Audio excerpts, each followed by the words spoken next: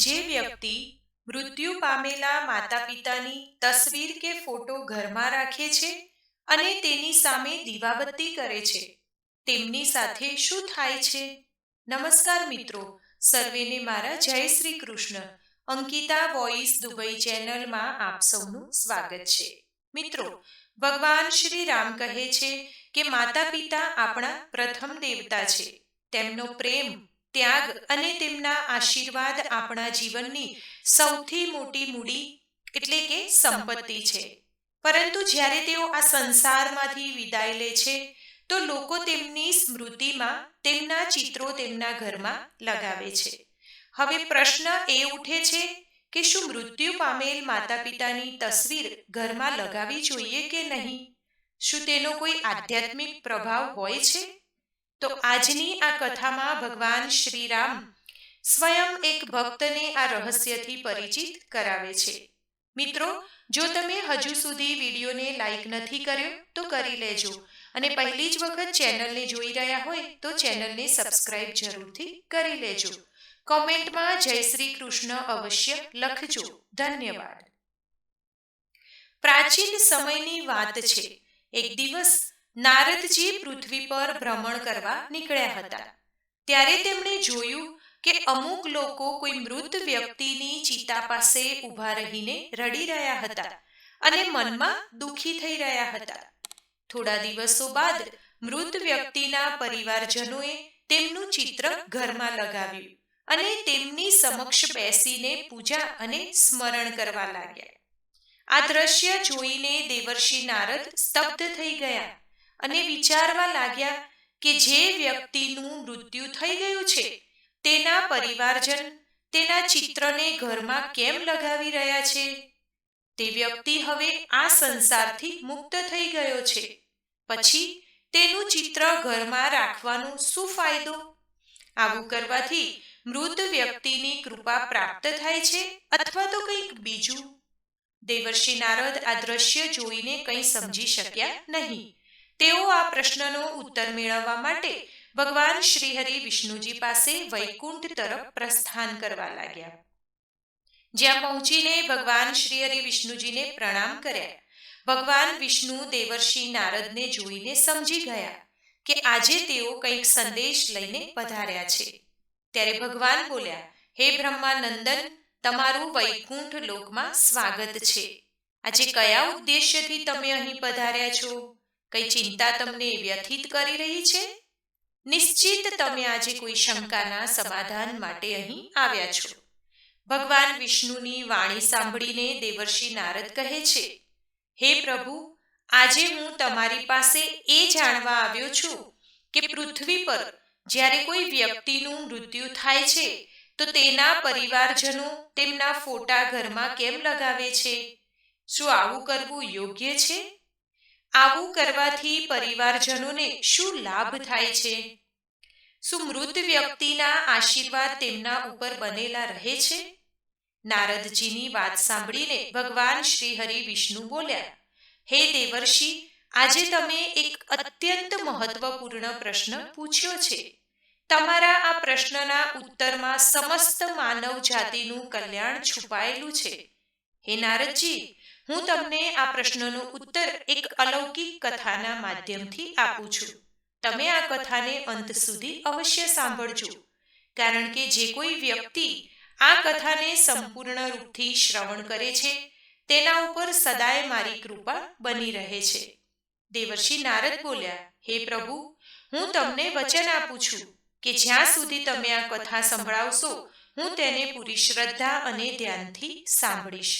કૃપા કરીને તમે મને કથા સંભળાવો. ત્યારે ભગવાન શ્રી વિષ્ણુજી કથા આરંભ કરતા કરતા બોલ્યા, હે બ્રહ્માનંદન દેવર્ષિ નારદ, આ ખૂબ પ્રાચીન કાળની વાત છે, જ્યારે ભારતમાં રામદાસ નામનો એક યુવક રહેતો હતો. રામદાસ ભગવાન શ્રી કૃષ્ણનો પરમ ભક્ત હતો. તે સદાય સાચા ધર્મનું પાલન કરતો, તેના માતા પિતાની સેવા કરતો. રામદાસ તેના માતા પિતા સાથે એક સુખમય જીવન વ્યતીત કરી રહ્યો હતો. રામદાસની પત્નીનું નામ સાધના હતું. સાધના પણ એક ચરિત્રવાન, ધર્મનિષ્ઠ અને પતિવ્રતા સ્ત્રી હતી. રામદાસ અત્યંત પરિશ્રમી હતો. આખો દિવસ શ્રદ્ધાથી પરિશ્રમ કરતો અને જે કંઈ કામ મળતું તેનાથી પરિવારનું પાલન પોષણ કરતો હતો. તેને પોતાના માતા પિતાથી અત્યંત પ્રેમ હતો. પછી એક દિવસ અચાનક તેના માતા પિતાનું મૃત્યુ થાય છે. રામદાસ દુઃખી થઈ ગયો. માતા પિતાના અંતિમ સંસ્કાર કર્યા બાદ તેના ઘરના પૂજા સ્થળમાં તેના માતા પિતાના ખૂબ જ મોટા 2 ચિત્રો સ્થાપિત કરી દીધા અને પ્રતિ દિવસ તેમની પૂજા કરવા લાગ્યો. હવે તેનું જીવન તેના માતા પિતાની પૂજા કરતા કરતા પસાર થતું હતું. થોડા દિવસો બાદ તેના જીવનમાં અજીબ ઘટનાઓ ઘટવા લાગી. માનસિક અશાંતિ વધવા લાગી. ઘરમાં કલેશ કંકાસ થવા લાગ્યા અને સપનામાં વિચિત્ર દ્રશ્યો જોવા લાગ્યો. હવે તેની પત્ની સાધના સાથે પણ રોજે રોજ ઝઘડો થવા લાગ્યો.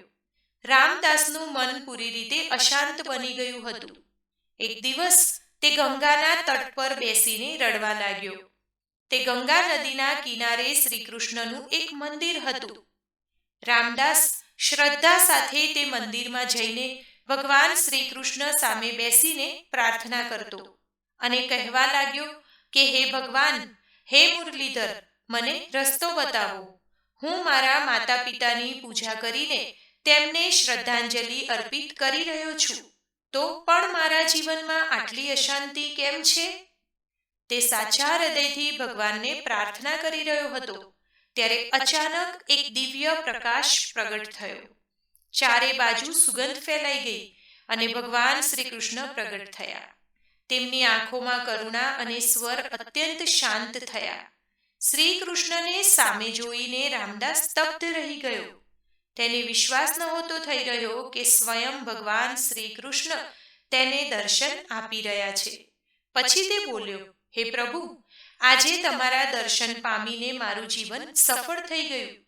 હવે મારા મનમાં કોઈ સંશય નથી. પરંતુ હું એ જાણવા માંગુ છું કે મારા જીવનમાં આ કલેશ કેમ ઉત્પન્ન થયો? કેમ કે હું તો મારા માતા પિતાની નિત્ય પૂજા કરું છું. ભગવાન શ્રી કૃષ્ણ બોલ્યા, હે પુત્ર, તારી ભક્તિ અને તારો પ્રેમ મહાન છે. તારા હૃદયમાં તારા માતા પિતા માટે જે ભાવ છે તે પૂજનીય છે. પરંતુ તે જે અજ્ઞાનતાવશ કર્યું છે તે આત્માને બાંધે છે અને તારા જીવનમાં પીડા પણ લાવે છે. જ્યારે કોઈ પોતાના પ્રિયજનોને ખોઈ દે છે, વિશેષ કરીને માતા પિતાને, તો તેમને યાદ કરવા અને સન્માન આપવું ઉચિત છે. પરંતુ અમુક નિયમ અને મર્યાદાઓ હોય છે જેને દરેક મનુષ્યએ જાળવવી જરૂરી છે. હે પુત્ર, જ્યારે કોઈ આત્મા આ શરીરને છોડે છે ત્યારે તેનો ઉદ્દેશ્ય હોય છે કે આગલા જન્મ તરફ આગળ વધવું અને તે યાત્રાને પૂર્ણ કરવી, જે બ્રહ્માંડે તેના માટે નિર્ધારિત કરેલું છે.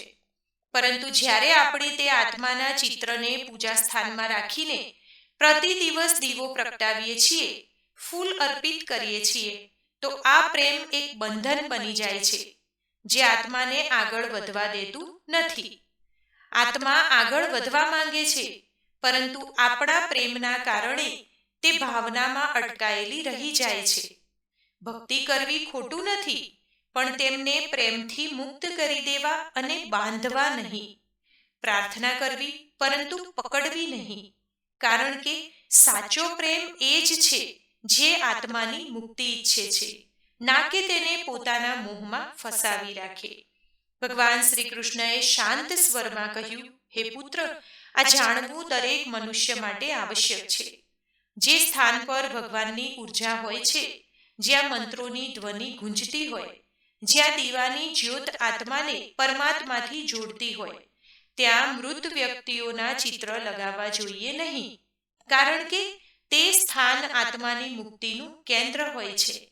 જ્યારે આપણે પૂજા સ્થળમાં પિતૃઓના ચિત્ર લગાવીએ છીએ, તો અજાણતા આપણે અલગ અલગ શક્તિઓને એક સ્થાન પર જોડી દઈએ છીએ. આનાથી માત્ર આત્મા ઉલજતી નથી, પરંતુ ગૃહસ્થ જીવનની શાંતિ પણ ભંગ થાય છે. ભગવાનનું સ્થાન આત્માની મુક્તિનું કેન્દ્ર હોય છે અને પિતૃઓનું સ્થાન સ્મૃતિ અને શ્રદ્ધાનું. તેથી આ બંનેને અલગ અલગ રાખવા જોઈએ. ભગવાન શ્રી કૃષ્ણ આગળ કહે છે કે જો તારા માતા પિતાના ચિત્રોને ઘરમાં રાખવા માંગે છે તો ધ્યાન રાખવું કે તે પૂજા સ્થળમાં ના હોય. તે સ્થાન માત્ર સ્મૃતિના રૂપમાં હોય, જ્યાં દીવો કે અગરબત્તી પ્રગટાવવામાં આવતી ના હોય. ત્યાં શ્રદ્ધાંજલિ હોય, પરંતુ પૂજા નહીં. પૂજા ત્યાં જ હોય છે જ્યાં ભગવાનનું આહ્વાન કરીએ છીએ અને સ્મરણ કરીએ છીએ, જ્યાં આપણે કોઈને પ્રેમપૂર્વક યાદ કરીએ છીએ. એ પુત્ર પ્રેમ અને પૂજાના અંતરને સમજવું જરૂરી છે.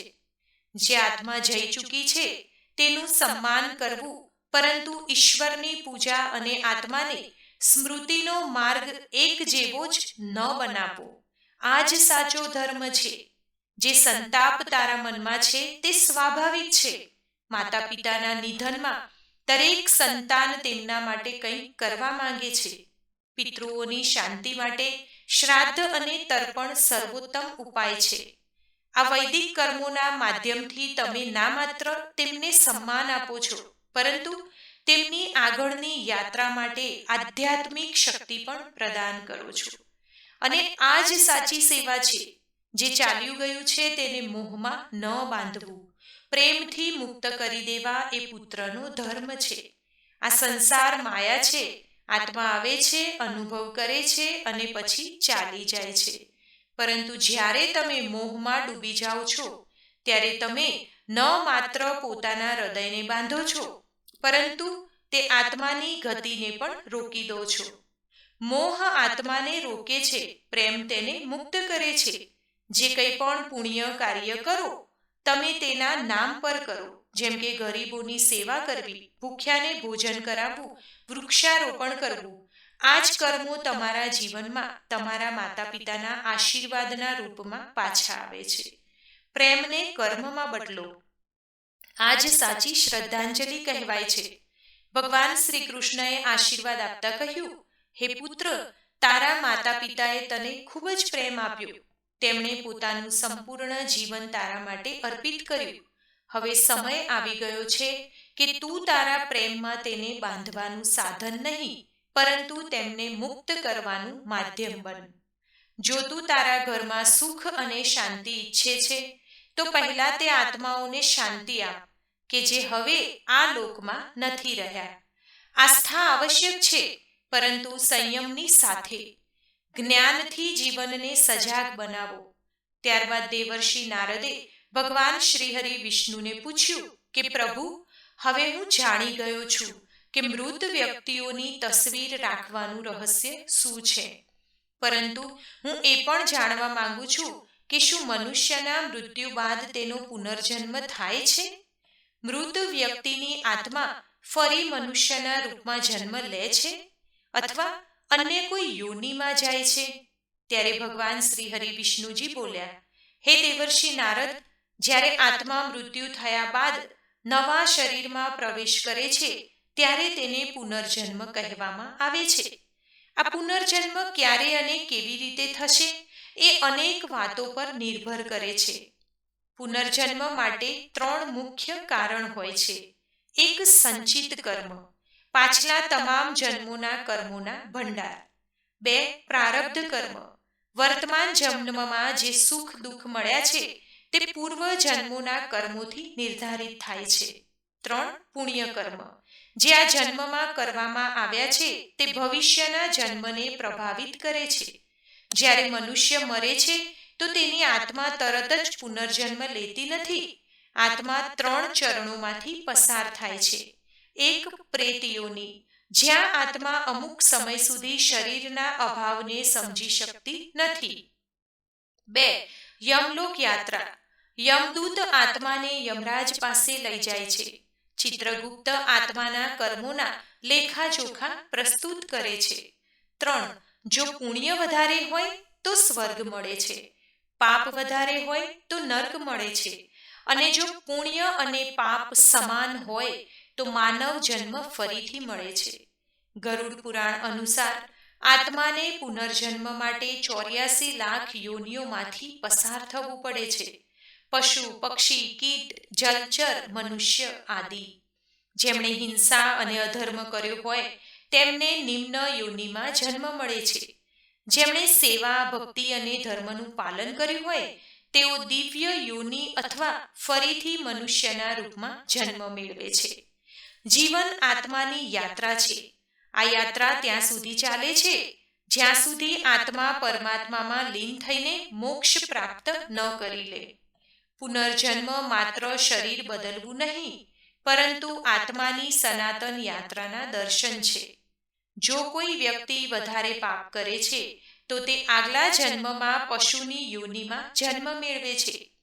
જો કોઈ વ્યક્તિ ખૂબ જ વધારે પુણ્ય કરે છે તો તે મૃત્યુ પશ્ચાત સ્વર્ગને પ્રાપ્ત કરે છે.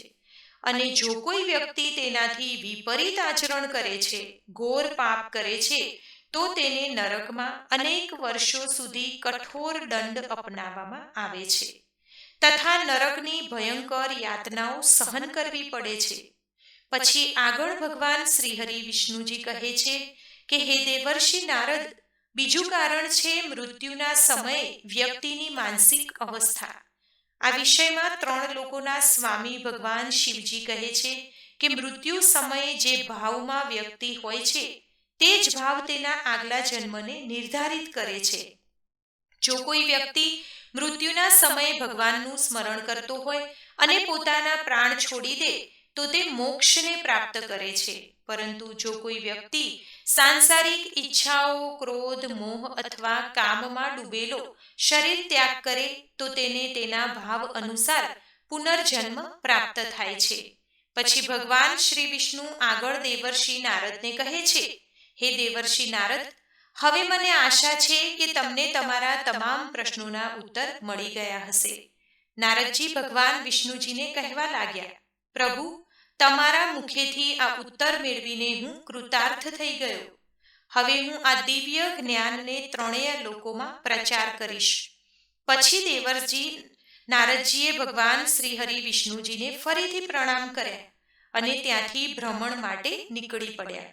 તો મિત્રો, આ કથામાં આપણને એ શિક્ષા મળે છે કે માતા પિતાની આત્માને ક્યારેય બંધનમાં બાંધવી જોઈએ નહીં, પરંતુ તેમને પ્રેમપૂર્વક મુક્ત કરવા જોઈએ.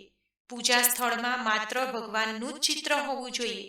જો કોઈ મૃત વ્યક્તિનું ચિત્ર લગાવેલું હોય તો તેને પૂજ્ય ન બનાવી શકાય, માત્ર સ્મૃતિ સ્વરૂપે રાખી શકાય. શ્રાદ્ધ, તર્પણ અને સેવાના માધ્યમથી સાચી શ્રદ્ધાંજલિ આપી શકાય છે.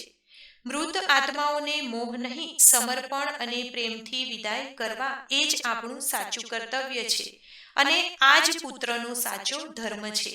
આ દિવ્ય શિક્ષા આપણને ભગવાન શ્રી રામજી આપતા કહે છે, આ સંસારથી જઈ ચૂક્યું છે તેને પોતાના આંસુઓથી બાંધશો નહીં, કારણ કે આત્માનું અંતિમ લક્ષ્ય ભગવાન તરફ યાત્રા કરવાનું છે અને સાચો પ્રેમ એ છે જે આત્માની યાત્રામાં બાધા નહીં પરંતુ માર્ગદર્શક બને. તો મિત્રો, હું આશા રાખું કે તમને આજનો આ વિડીયો જરૂરથી પસંદ આવ્યો હશે. વિડીયો પસંદ આવ્યો હોય તો લાઈક કરજો, તમારા મિત્રો સાથે વધારેમાં વધારે શેર કરજો અને અમારી ચેનલને પહેલી જ વખત જોઈ રહ્યા હોય તો સબસ્ક્રાઇબ કરી લેજો. કોમેન્ટમાં જય શ્રી કૃષ્ણ અવશ્ય લખજો. ધન્યવાદ. સર્વેને મારા જય શ્રી કૃષ્ણ.